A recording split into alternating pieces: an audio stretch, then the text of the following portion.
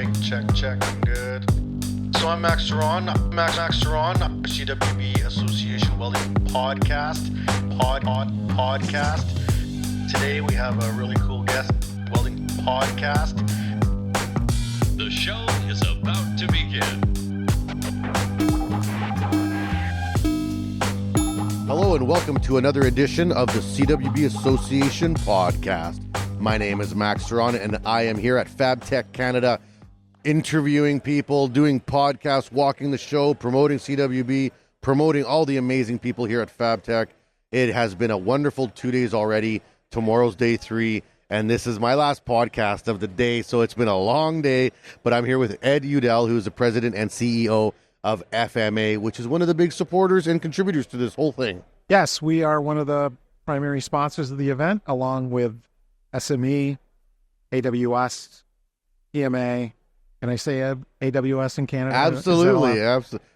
We're best friends. Okay. And CCAI. So Yeah. FMA, for our listeners and watchers, is the Fabricators and Manufacturers Association. Right. And we are a North American-focused association trying to help grow and sustain the metal fabrication industry. So how long have you been with FMA? So I've been with FMA 17 years. 17 years. And what did you do before that? So I worked. Yeah, no, it's loud. There's a jet landing on the building. I've been with the organization 17 years, and prior to that, I worked for the leading producer of trade events. So a publicly funded, privately held company, and also in the publishing industry. So Okay. yeah. Now, coming into FMA, you're coming into a whole world, right? Like when you dip a finger into the steel industry, there's a lot. Yes. Right? Right. What was it like for you coming into FMA, being like, wow, what is this world? So it wasn't as hard of a transition because I was focused on the media products. I was publisher of the magazine, The Fabricator. Right. So I understood the publishing process, how to go to market, how to meet with customers, how to develop programs. That was the easy part. Right. Learning the industry. In fact, I was coming from another manufacturing-related publication. Yeah. I was in a good spot. So it you wasn't kind a of knew big what leap. was up. Yeah. Right. And now, in 17 years, that's a good lengthy stay, Yep. with a company. I'd imagine that you've seen quite a bit of advancement and change in the industry over the last 17 years. 100%, right. The industry is moving forward. We have, I think our best days continue to be in front of us as an industry, but certainly all the challenges every manufacturing company faces. People. How do we find people? How do we manage technology to our benefit to help supplement the fact that we can't find people to continue our productivity? Technology's advancement is really, go from the CO2 laser to the fiber laser, now robotics, cobots. Laser welding. Yes, laser welding, right? Yeah. I believe we're in a much safer environment. As we've advanced along with the technology, we're smarter about how we're caring for our employees and making sure that they're healthy and able to perform. And the environment safe, as well. right? Yeah. We're cleaner. All of those things, we're really in the point of what I would call we're in an advanced manufacturing industry. It's not just 1970s, dark, dank, and dirty. Yeah, it's not the Henry Ford FIFO days. Yeah. Certainly not. That's not the metal fabrication industry. And the joy of the industry is certainly to see the transformation and the success of the people who own these businesses, the people who work in them. Incredibly smart, hardworking people. If you've got to pick a group of people to throw in with, I couldn't have picked better people to be involved with. Yeah, we are a very tight community, and for as large and prosperous of an industry that we are, we still seem to keep that tight community aspect. Yep, right. There's always a small industry feel to what is a very large industry. There's 1.2 million people who work in the fabricated metal products, NAICS 332, which is the easiest thing for us to track. So there's a lot of people making a lot of contributions to communities and helping drive businesses that support their communities, and manufacturing and metal fabrication plays a key part in. Now, as part of the Fabricators and Manufacturers Association, do you throw in with the welders too, Of course. or are you focused more on the fabrication manufacturing shop kind of side? So our members are metal fabrication shops. Welding is a key important process that's part of the metal fabrication industry. So we love the welding community. It's very important to the success of metal fabrication shops. So 100%, we're there watching and helping and supporting. Well, and the partnerships, right? Like, I mean, you partner up with everyone that's in the game, which is great, because really we talk about it all the time. These collaborative entities now really breed success, because one company can't do it all. Correct. Just like the evolution of Fabtech, right? Originally, it was launched by FMA and SME together, and we were focused on the metal fab space. And then over time, we invited in the American Welding Society, which helped us develop the welding section of the event, because people buy the process. They don't just buy, I go to the welding store and then I go down to the laser store. That's not how it works. And then over time, we've invited in the Precision Metal Forming Association, so that the stampers, which is a related technology, they're there. And then the Chemical Coaters Association. So we have the finishing aspect. Kind of all the complementary services of what would be a manufacturing process, right? And you find that same arrangement in Chicago. You find that arrangement here in Toronto. Yeah. So though the Canadian industry is much smaller than the U.S., they can find all the same things in North America or in Canada as you can find in Chicago and in Orlando and Las Vegas. So we bring the same to every market because that's what's required. Yeah. Now, for a comparison, you're based out of the U.S., right? The FMA is based out of the U.S. In terms of markets, when you look at fabricating, I hear it very often from our U.S. partners that they're really struggling finding fabricators, more so than welders. Like it seems to be almost like a dying trade, and I've heard that from people, that fabrication seems to be dying. Now, obviously, we have automation and technologies that are kind of boosting that space. Sure. But what do you feel about the decline of the trade of fabrication? So I don't call it a decline of the trade. I call it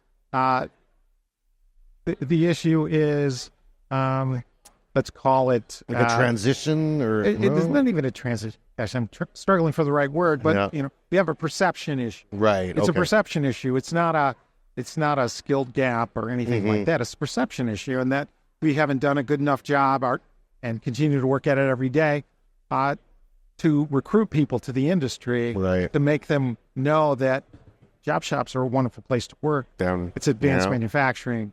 It's fun. It's cool. Modern, cool. It's a changing environment. It's not boring. We have great opportunities. These are good jobs. They're well paying. There's benefits. You're in a dynamic environment. All of those great things that attract people to it. We just continue to tell the story, and that's why in last fall, FMA rebranded itself and changed our mission and focus around three really key principles. We do three things. We've always done them, but now that we've they're the pillars. These are the pillars. A, D, E. Attract. We're going to attract people to the industry. How do we do that? We do that through our charitable foundation, Nuts, Bolts, and Thingamajigs. We provide scholarships to students to pursue careers in manufacturing, as well as we host summer manufacturing camps for kids ages 12 to 16. So we're trying to attract people at the young, impressionable age. Those STEM years when you can really get in there. Yes. So this summer we'll have 330 of these camps in 30 states. Wow. That's not a small number. Correct. Yes. So we'll have about 5,000 kids participate in these camps. So if you're hearing me talk about this here in Canada, we don't have any in Canada. We want them in Canada. If you are a technical school or community college, you can hear the sound of my voice. Please reach out to FMA and connect with us. We need your help. We want to bring these camps to Canada and help impact the kids and get them involved in the industry. Well, we can help you with that too, right? So then D, develop. We want to develop the talent that we have in our industry working And we do that through our educational programs, through our networking opportunities, through our trade shows, through our publications where we're delivering the information. So Canadian Fabricating and Welding, Canadian Metalworking are the publications that we publish here in Canada, as well as our flagship product, the Fabricator magazine. Right. And then, of course, we're going to engage with people through our leadership programs, our annual meeting, our leadership program where it's peer-to-peer interaction, job shop owner to job shop owner. 300 of those folks come together once a year in a really nice place, in a really warm spot at the end of February. Not in the middle of Canada, in the middle of winter. Winnipeg was our third choice, I have to say. So next year we'll be in Arizona. We invite the job shop owners to come down, network with their peers, because here's what it does. It speeds the information sharing. It speeds problem solving. Because you can talk to somebody who's probably up against a similar challenge have, and maybe they've already solved it, and they're going to share that with you. And two heads are better than one. Yes, 100%. Yeah. And then, of course, we have the Fabtech shows where everything comes together in one place. The industry can engage, network, see the latest innovations and technology. And that's really how we move our industry forward. And then that cycle just perpetuates itself. Yeah. And those are the things we're focused around. We got a new brand, a new logo, a new color scheme, and we're really excited about our next 50 years because we're 50 plus years old, and maybe every 50 years you should get a new logo and a new sign. And I think the association is 103, I think, this year, and I believe there's been 5 rebrands in that time. It happens. Yeah, we were due. Yeah, you're due. It's my last one. You're in that legacy building part of the of career now, right? So I'm sure there's somebody, taller, thinner, smarter who will not come better along looking, after not me. better looking though. That's hard to pass. Yes. Now you talked about the camps. I'm very interested in this, because that is something that a lot of organizations are pushing into is the camp space, and I think rightly so. We see schools themselves, the school systems are underfunded. They don't have the money. They don't have the means to do any of this, even if they wanted to. Number 2, we have shortages in our workforce that we need to address, and maybe we are addressing 20 years too late, but we got to get on it. So, so we're doing it. You connect those two, and it just makes sense that we protect our own industry for our own interests by doing stuff like that. Now, how would a school or some type of institution reach out to you to set up a camp? Who do they call? What do they do? So they reach out to FMA, go online, search us up, Fabricators and Manufacturers Association, and we'll connect you with our internal staff who run our camps. And what we're going to offer you is an application to apply for a grant, a camp grant. So we give the money out.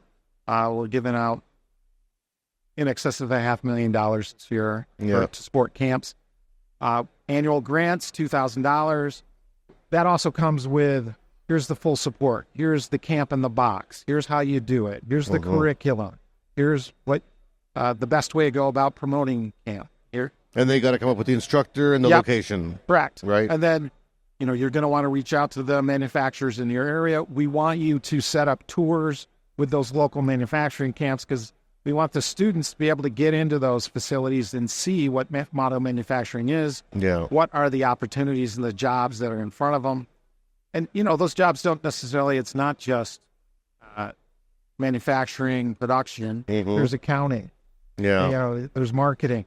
Those are all pieces of that manufacturers. Successful business. Right. Yeah. And it's not just limited to somebody who can work with their hands. And we love those people and we want to support them because we don't have enough of them. So that's really the focus of the camps. Kids 12 to 16. It's probably the most rewarding thing we do, right? To go visit a camp and see these kids. Just having a great time. They're welding. They got the hood on. They're making it. They're making something for themselves that they've never done before. Yeah. And at the end of the day, they can take that home, most importantly, to their parents. And be like, look, this was awesome. It excited me. Yes. And hopefully make it a viable option because I've seen the statistics, and it's generally the parents that push kids away from the trades, not the kids themselves. Right. And that's the perception gap I talked about earlier. That's our job to make sure that people are aware of these opportunities, our careers, our industry, You walk the show floor here. You know how many robots are out here? Oh, yeah. And everything's roboticized. Right. Even if it doesn't look like a robot, it may still be a robot. Right. So, it's very bright people who've developed that technology, and it's very bright people who are deploying the technology to the advantage of their organization, Right. to be successful, profitable, and that all of their employees, they grow with that company as they have more success. Right. Now, shift gears a little bit. Yesterday, there was some panel discussions in the morning, and one of the questions that came up lots was, how do we reshore things that we lost during the offshoring of our manufacturing processes during the last 30 years, right? I am a manufacturer. I'm a Red Seal metal fabricator here in Canada. I owned and then ran a manufacturing plant and worked at a couple. It's a tricky game to compete in the manufacturing sector. Technology is one of the first most obvious points of contact to like staying in the game. But, in your experience now, 17 years of watching and seeing and learning about what's happening in our countries, because Canada and U.S. mimic each other very much, what do you see as being one of the best ways to reshore our own manufacturing companies? So there's another, fascinatingly enough, another association called the Reshoring Initiative. Oh, really? I'm going to look that up. And they've really developed the conversation around total cost of ownership or total cost of production, that they've got a formula that you can use as a manufacturer to make that analysis of, do we build it offshore or can we do it here? Mm-hmm. And when you add in the factors of Shipping, certifications, time, yeah, right, rework, the total cost, is it really worth it to go offshore? Yeah. So that's one way to go about it. We're hearing anecdotally that it's happening. It's a real thing. This supply chain issue that occurred during COVID really opened a lot of eyes. Opened a lot of eyes. The importance of, I need to have my supply chain as close to me as possible. That's right. I don't need to. I can't count on that nut for that bolt being made 3 days away in another country when I need it tomorrow. Right. Right. Yeah. And if you look at ships are getting larger. They're the largest they've ever been. That means they steam slower. Mm-hmm. So now that time on the water is longer. And then there's only so many ports that can handle those big ships. That's right. So that's a tricky. And look at what Baltimore, they said 30% of the of shipments for the U.S. total was affected by the Baltimore Bridge collapse. I heard that and I realized, they said there's only 3 ports that big on the east side, and that's one of them out, right? Right. I was like, holy cow, that's huge. Right. Yeah. So, those factors are involved there. And then, your ability to manage the quality of the product at some point, it has to be a part of the conversation in addition to the speed and the time to get the products that you need in your supply chain. Right. Now, intellectually, you can say if you want to serve a market overseas, probably makes sense to go there and serve the market directly. I'm going to dance on my political issues here. However, it's got to be a fair and level playing field. Yeah. I heard about fair trade and the free trade. That's what the panelists said. Yes. It's okay if it's free trade, only if it's fair trade. Right. Right. Exactly. Yeah. So, that's definitely consideration. And I also think from a perspective of your national security, what are the initiatives that you want to ensure don't go overseas, that they become reliable? As we learned in COVID, if all your medicine is made in Asia. And we're all scrambling to make medical facilities all of a sudden. Yeah. And we don't have enough supply of the medicine we need to combat anything. COVID or anything. Yeah. Was that a good decision to encourage that, as opposed to policies that would have encouraged would have kept protected it here? them? Yeah. So that's a piece of it. It all has to work in concert. Well, with there one is a another. political aspect to this industry, and it's a strong one. We're extremely lucrative industry for our size, and we are also critical to infrastructure. Yeah. right? So there's really no way around politicizing our industry. I've heard that often, being like, can't we keep politics out of welding? I'm like, I don't think you really can. Yeah. I really don't think. We're a part of the green world. We're a part of the recycling world. Yep. We're part of the energy management world, like infrastructure, construct. Like, I mean, where are we not a critical piece of our establishment, right? Yeah. Right. Other than to say I agree with you, right? Yeah, yeah. Now, in terms of, the development of fabrication programs, one of the things I've heard in the U.S. is that there's been a decline in fabrication schools in the United States. Well, that's probably true just in general in terms of vocational education. Yeah, vocational, certainly is much less. So if you go back to the 1970s, speaking about the U.S., certainly it was a huge movement towards college preparatory education. Right. So it becomes the national initiative is around that idea of everybody must go to college. We lost all this vocational opportunity for people to work. That's coupled with it at the time. If you think the 80s and the World Trade Organization opens up and then China's vetted into, and that's when all the major OEMs shift to offshore production. Right. Great shrinking. It's all happening together. Right, together. Yeah. However, what gets lost in that is we still produce, the U.S. is still if you added up all the manufacturing that's produced in the U.S., it'd be the 10th largest economy in the world on its own. And we do it with 12 to 13 million people versus 40 million people who did it post-World War II. Mm-hmm. So incredibly productive. Yeah. And how have we done that? Automation, thinking. Yeah, lean processes, value stream, all these great things that we've developed to help management in manufacturing. Right. And move manufacturing, make it safer, cleaner, more productive, better opportunity for everybody. So, the vocational schools have gone away. Probably the liabilities, concerns around vocational education has been lost. So where do we go next? Really, it's the community colleges and the technical schools that are there, that are that outlet. And the great thing about those schools, and we love them because we give kids scholarships that are $2,000 a year. That's a full semester at many schools. We looked at the average cost of a semester at a community college. It's about $2,500. Yeah. Our scholarship really makes an impact for that. Absolutely. That student. We can cover the cost. You can get your associate's degree, a 2-year degree, at a fraction of a 4-year university degree. Yeah. Please don't misunderstand me. I'm not saying 4-year university is bad. We need all of those people at the university level who are studying engineering and all the related associate degrees. I'm a product of 4-year university. Yeah. Well, I went to university and I went to trade school, and I stuck with trade school. Yeah, right. So, we want to help as many of those people. We want to keep people away from student loan debt because we know when you look at all the data. That financial strap that you get on you, yeah. So, at the end of the day, this person gets into the industry faster, and that's what manufacturers want. Educated people who are in the industry as fast as we can get them in within 2 years, get them working and helping us be more productive and successful.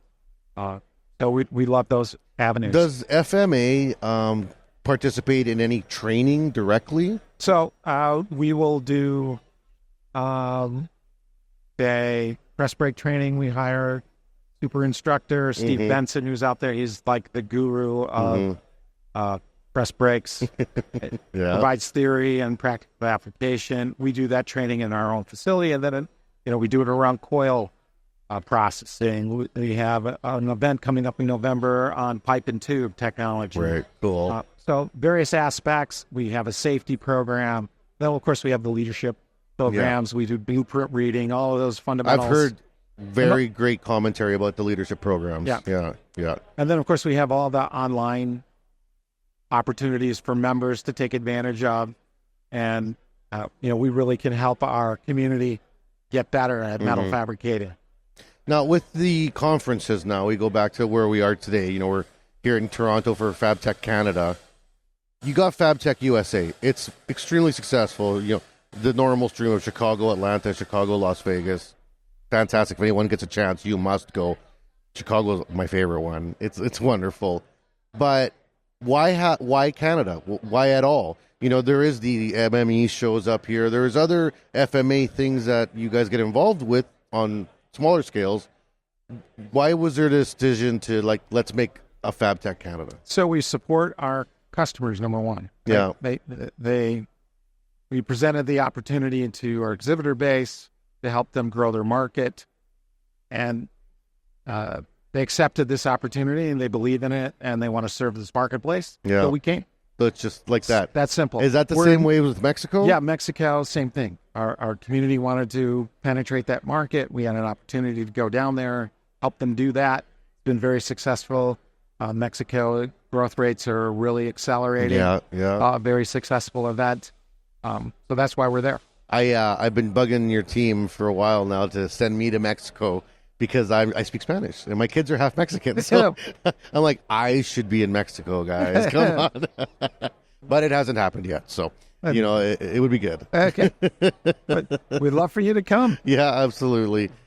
Is there any prospects of other locations? Have you thought of, maybe outside of the Americas or the South America? So we're a North American-based organization, and we shall stay North American-based. Yeah. What about Hawaii or well, it's North America. Puerto Rico, aren't they? Maybe for a holiday, but certainly not for Fabtech. One of the questions that have been fielded up here in Fabtech Canada from a lot of our membership is why Toronto? It may be the mecca for kind of headquarters, but it's not the mecca of manufacturing. And I get asked, why are we not doing these manufacturing shows in actual manufacturing hubs in the country? And is there a reasoning? Yeah. So Fabtech is, number one, we have to start with a facility that can host the event. Right. Yeah. So that limits it down to limits 5 or 6 cities in Canada. Yeah. What's available? Yeah. And okay, you're available, but can you? Do you have the requirements needed for us to bring in heavy equipment? Yeah, and the power and the weight and everything. Yeah, and see, we end up here. Yeah. Do you see this ever scaling back or becoming bigger or changing? What's the growth plan for the Fabtech kind of show run? So the Fabtech, it will always be representative of the market. So we seem to be having a very good week this week. We'll see what the customer feedback is, and ultimately we have to listen to them, right? Right. And we'll do what they tell us to do, ultimately. What is it that FMA is looking like? If you could say, this is the one thing that I will consider a win from this week, what is it that you talk to your team and say, hey, let's really X this conference, So for us, the win this week is the fact that we are here in the community and people are recognizing our new brand and mission. For us to introduce that into the marketplace and get the acceptance and excitement around our very 3 key principles: attract, develop, engage. Yeah. And I think we've taken a very good step forward in that this week. That's good. I like the new color scheme. I like everything. It looks fresh. Yeah. Oh yeah. It pops. It pops. Yeah. And then of course, making sure attendees have a good experience, right? And they're finding the products mix they need, and our exhibitors, of course, on the other side are meeting the kinds of customers they need to have successful years. Yeah. Well, I feel like this has grown this year from 2 years ago. I feel like it's busy. I love to see that. I know that our conference, CanWeld, on the other side, is bigger than 2 years ago, so I'm sure that's fairly reflective on both sides of the wall. And we really enjoy these partnerships. It's almost like we should just partner on everything, Ed. I don't know. I'm just throwing it out there. Yeah. Well, somebody told me once a long time ago, it's better to own 100% of a dime than 20% of a quarter. So partnerships are tricky. They are. But, if we put it under the banner of collaboration, which is what we do here, it's really wonderful to see all the pieces come in. We got asked, are you okay with AWS? We have welders walking around. They're like, AWS is over there. And, is that okay with you guys? It's like, I'm an AWS member myself, and I run the CWB, so I think it's okay. Yeah. We're associations. We're here for the betterment of our industry. if we start bickering amongst ourselves, then we're really not going to get anywhere, right? Yeah, exactly. Yeah. What's next for you for the plan? The rebrand came out. As president and CEO, where do you want to see your driving force going forward with the company in general?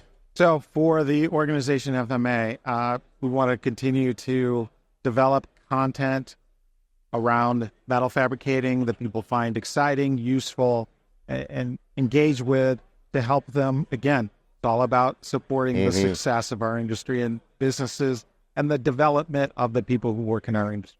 The very simple mission.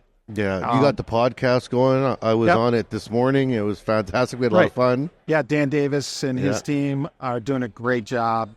Dan's funny in that he was kind of, I would say, skeptical at first when we introduced the idea of a podcast, and now he loves it. 50 podcasts in, he's a natural. So there's a lot of pride on our part to watch him blossom in that format. And, you must have known you had something there. Yeah, he discovered it along the way. And he's pretty good at it, right? He is pretty good at it. He's having a lot of fun, and it helps to re-engage us because, it's something new and a new way for us to communicate and attract new people into the industry, right? Age differences.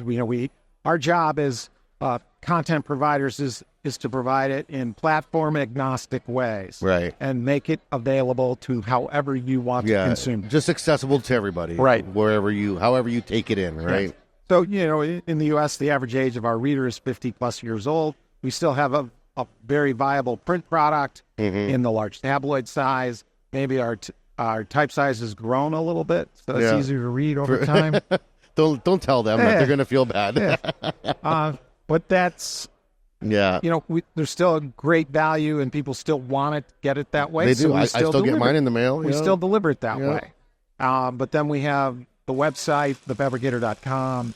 We're doing programmatic campaigns that integrate social media to help our customers reach their target audiences using our first-party data. That's a growing area. That's very big. exciting. That's going to be big going forward. Very exciting for us. And just trying to stay on the front edge, not the bleeding edge, the front edge of advancement and opportunities to help people reach and talk to one another. Awesome. Well, to finish out the interview, let the people know how to get a hold of FMA. How do they reach out for any of this information? Sure. FMAMFG.org. FMAMFG.org. Awesome. Boom. Yeah. Well, thank you so much, Ed, for coming on the show. I know this is a busy, busy time for you and all of us, and I'm glad you took the time out to be here. I appreciate the opportunity to speak with you, and have a great week and great success at the show. We'll have lots of fun. And for all the listeners out there, keep downloading, sharing, and commenting on our podcasts. We're having lots of fun here in Fabtech. We still got a couple more episodes to go tomorrow. It's going to be fantastic, and you want to make sure you catch all the episodes. They're all going to be coming out together, so catch you at the next one. We hope you enjoy the show.